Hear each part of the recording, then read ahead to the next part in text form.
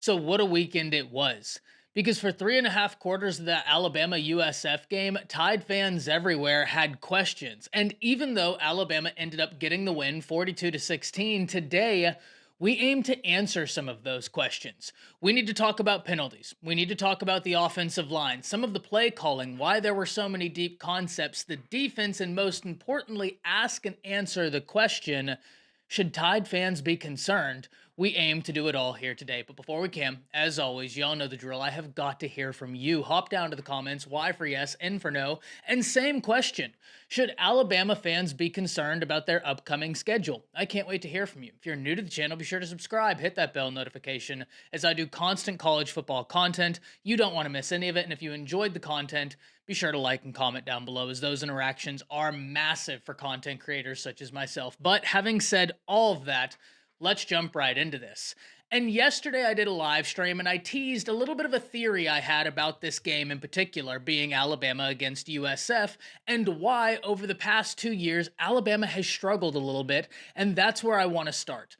Because to me, timing is everything. And that's the key word for this first part of the video. Timing. Let's go back to last year.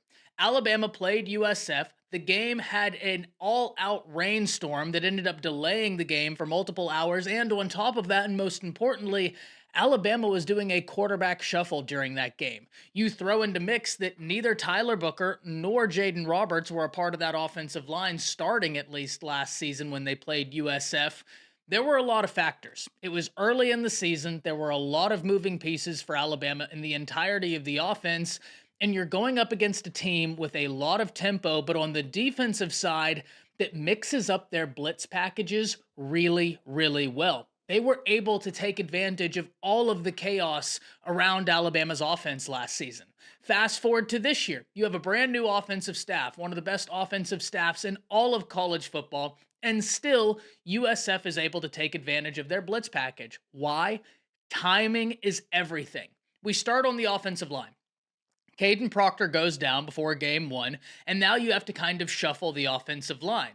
Tyler Booker moves from guard to tackle, Gino Vandemark comes in, and Wilkin Formby had his struggles. So it was an offensive line that was all over the place. Elijah Pritchett had got the start at that left tackle position the week before. He got a little bit banged up, according to Kalen DeBoer. Could have gone, but they wanted to hold him out just to get him fully healthy. He ends up coming in later in the game, and Alabama has a new life to them. But timing is everything, and I know I've said that multiple times, but that really is the point I'm trying to drive home. Todd Orlando and USF were able to take advantage of Alabama not only shuffling around their offensive line this season, but undergoing a complete schematic change, going from what they were doing last year to the pin and pull system of this year. That timing has allowed USF to maximize the chaos they were creating and showing Jalen Milroe. It's part of the reason why I think they've been so successful. And that's not to take away what USF does. Their blitz packages are pretty impressive. I actually said that in my pre-game video, saying, hey, one thing USF does that really impresses me is the work on their front seven and how they mix up the blitz. They're going to send it from everywhere. They're going to show you one thing and send something totally different, and it's up to Alabama's offensive line and Jalen Milroe to figure it out. But whenever you're undergoing a scheme change, and it's only week 2, whenever your offensive line is a little bit banged up and things are being shuffled around, all that new is when chaos can really start taking advantage. So that's a bit of my theory, and that's not to take away from USF, because I think schematically, that's a team that's going to give a lot of people problems with the tempo on their offense, the veer and shoot concepts offensively, and the way they blitz defensively. They're going to be a thorn in the side of a lot of people. And I always say, styles make fights. It's part of the reason why, and we'll talk about it a bit later in the video, I'm not near as worried about the Wisconsin matchup as I am USF. Yes, Wisconsin might be Power 4, but schematically, I don't think they bring to the table what USF does. And there's a reason why I made an in-depth breakdown of the USF game, because I was always impressed with the schematics they brought to the table.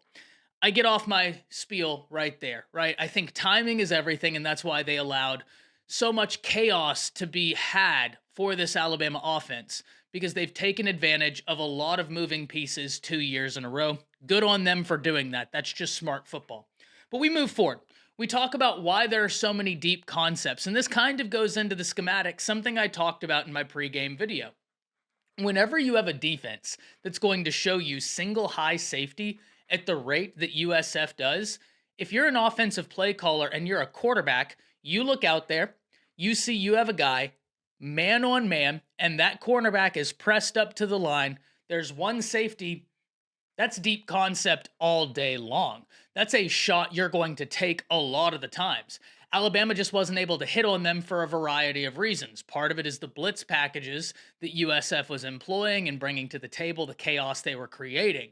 And another part of it was I felt like there were a few times, more than a few times, where some of those USF defensive backs were along for the ride. I mean, they had a handful of Ryan Williams jersey because Ryan Williams is so explosive. There's even a freeze frame on the play that Jeremy Bernard got tripped up that Kobe Prentice, who is on the inside, is running a route, and the USF defensive back is holding on to the back of his jersey, and the back of his jersey is extended this far off of his back as this USF defensive back is trying to keep up.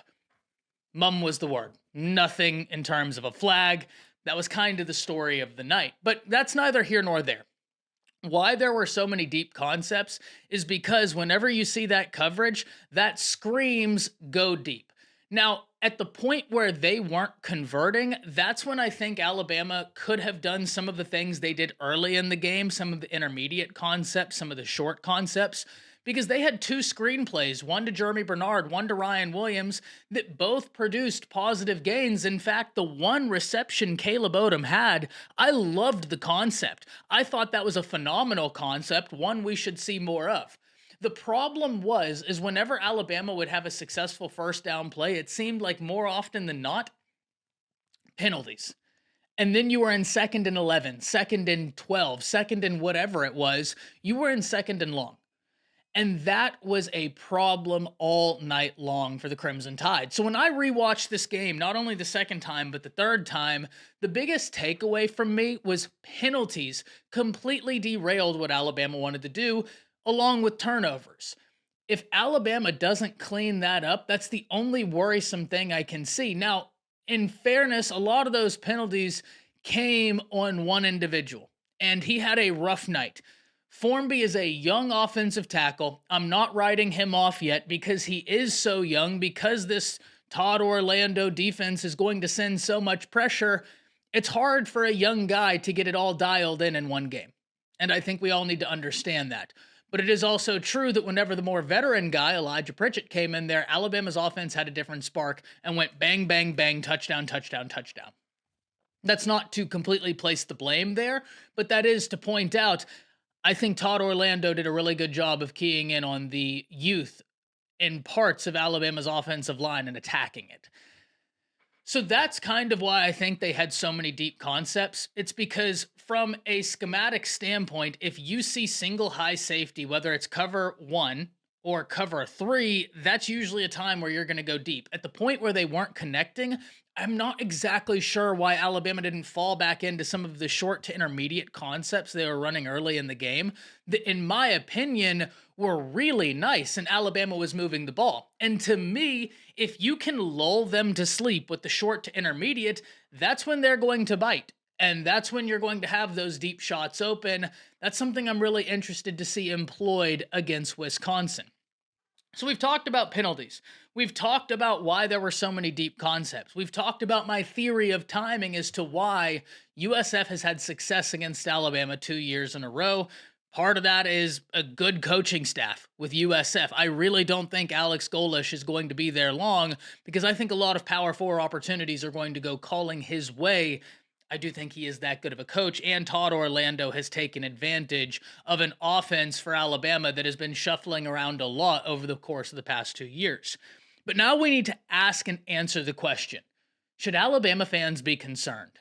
And as I was initially watching this game live, there were things that I was noticing and absolutely not liking. But as I did my first and second rewatch, a lot of my fears went by the wayside because I realized that if you clean up the penalties, I think you're doing just fine. And if we talk about defensively, USF had a lot of rushing yards.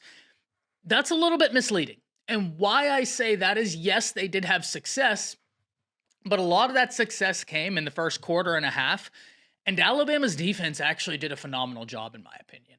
Whenever Alabama's defense stayed home and stayed disciplined, what I mean when I say that is whenever they stayed true to their rush lanes, had those filled, and whenever they stayed disciplined on the edge, they shut down what USF wanted to do.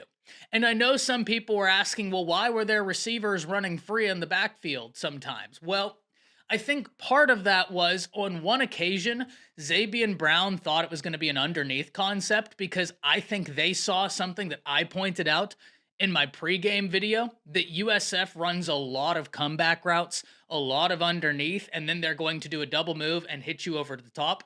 That was one of the times where a receiver was running deep. And I think that was kind of the issue there. But still, they weren't able to convert. You don't want to have that happen, but luckily USF wasn't able to convert. In terms of the rushing yards, when Alabama's edges played all aspects of the option, they shut it down. What I mean when I say that is sometimes Alabama's entire defensive front would crash down on the running back, and USF's quarterback would be all too happy to keep the ball and just take off downfield for a positive gain. Whenever they didn't all crash the interior, they shut that down. In fact, Tim Keenan, I thought, had a phenomenal game, and he wasn't alone. I thought Justin Jefferson had an incredible game. I thought he was playing real high-quality football, and I hate that he has to miss the first half against Wisconsin.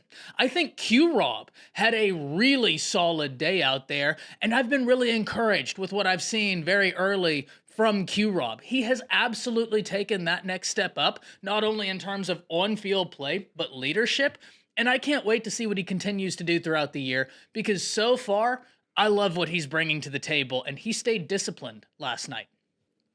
But it's one of those things where whenever Alabama's defense stayed disciplined, they shut it down. And this is something I talked about not only going into Western Kentucky, but going into this game. Gap discipline was going to be a major thing. Well, now you're playing Wisconsin this week. And Wisconsin may not have the mobile quarterback, but they do have some running backs that are pretty darn good. Or at least historically, they keep running backs that are pretty darn good. Gap discipline is going to be very important. But one of the things we must all acknowledge is that this is a new scheme. I think Alabama got a little greedy in some instances, crashing the interior, and had they not, I don't think USF would have had the rushing numbers they had, because once Alabama's defense really made the adjustments in the second quarter, they handled the rest of the game from a defensive standpoint. And sure, USF did score in the second half because Alabama gave them the ball on their side of the field twice in real positive field position. Alabama could not stay on the field offensively because of penalties. You can only ask the defense so much against a high-tempo offense. They run a lot of plays, they run it really quickly, and that's great learning experience for a lot of the young players on this defense. So while I was a little bit concerned watching this live, after the second and third rewatch, a lot of my fears went by the wayside. I think that the answer is there. I think that Alabama early in the game was showing the intermediate, short, and underneath concepts that were really allowing their offense to move, but penalties completely derailed that. And then you got into a situation where sometimes you had to go deep because it was second and forever. It was third and forever. And when I watched this the second time, Jalen Milroe did a good job of getting the ball away. What I mean when I say that is he took a few sacks he absolutely shouldn't have taken, no doubt about it, but I was encouraged at times to see him just throw the ball away and live to fight another day. That to me was something that showed some growth. He also had some passes that I really liked, and some of the concepts I think are really starting to maximize what he does well. I think sometimes whenever you have a brilliant offensive staff, they can overthink. I think that's what we saw in the fumble on the 1 yard line, the staff overthinking a little bit. You've been doing it from the shotgun all night. Just stay there. But that's neither here nor there. Should Alabama fans be concerned? No, I don't think so, because I think there are several different reasons. One, it's still very early in the season, and there is a total scheme change happening at every level for Alabama. Defensively, in the defensive backfield, in the defensive front, offensively for the wide receivers, for the quarterbacks, for the running backs, for the offensive line. Total scheme change. And I think USF did a good job of creating chaos with an offensive line that was playing musical chairs, that's a little bit banged up, and undergoing a scheme change, and it's very early in the season. I think Todd Orlando did a great job of applying pressure to that aspect of Alabama, and that's why they had so much success. Plus, Alabama kept shooting themselves in the foot. And some of those penalties, like where the defensive end got a little bit over his skis, fell down, and Formby fell on him, and they called a flag on that, that's ridiculous. I mean, that's a ridiculous flag to throw. Some of them were legit. In fact, I would say a lot of them were legit. Most of them were legit. That's got to be cleaned up. I'm not surprised to see that happen early in the season, like Booker's penalty, where it was a block in the back. That doesn't surprise me, and I'm not worried about that. Because for the first time, you're asking these guys to operate in space at a much higher rate than they previously were. I expect a few of those penalties early in the season, some holds early in the season whenever these guys are out in space. That doesn't concern me. So I think Alabama is going to take a lot from this game. It was a great learning experience for Alabama, and I think we're going to see a different team against Wisconsin, and I'm really excited to see what they bring to the table, but I can't wait to hear from all of you. We talked about a lot today. We talked about the penalties. We talked about my theory on timing as to why USF has had success against Alabama in terms of creating so much chaos last year. An offensive line that wasn't totally settled. Remember, the starting offensive line last year did not feature Tyler Booker nor Jaden Roberts in that starting group. Two guys that are some of the best interior offensive linemen in the nation, plus you had a quarterback shuffling going on. This season, brand new scheme, offensive line shuffling around. Perfect recipe for chaos in both instances. Shout out Todd Orlando and USF for recognizing that and putting pedal to the metal. We talked about why so many deep shots, because whenever you have a single high safety and they're manning up underneath, that screams test them deep. Alabama just didn't hit on them. I'm a little bit surprised we didn't see any more underneath concepts like they were running early in the game, but I also think that's due in part because Alabama would have penalties whenever they would have first down success, it seemed like more often than not. We asked and answered the question, should Alabama fans be concerned? I think the answer is absolutely not. In fact, every time I rewatched this game, I actually felt better about it. The second time I rewatched it, I felt much better about it when I rewatched it the first time in live. And the third time I rewatched it, I let out that audible sigh of, oh, okay, I get it now. I understand this now. And I'm not worried in the slightest. I think the best football is still way ahead of this Alabama football team. Love that they're playing Wisconsin this week. Hopefully you get Caden Proctor back. Allow him to get reps against Wisconsin, a Power 4 opponent. Then you go into the bye week, having learned all the lessons of the first 3 weeks, and then you take on Georgia. Would love to get Proctor back in action before the bye week and before Georgia, so hopefully that happens. But at the end of the day, I don't think Alabama fans should be concerned.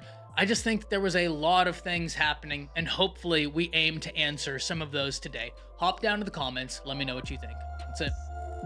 See ya.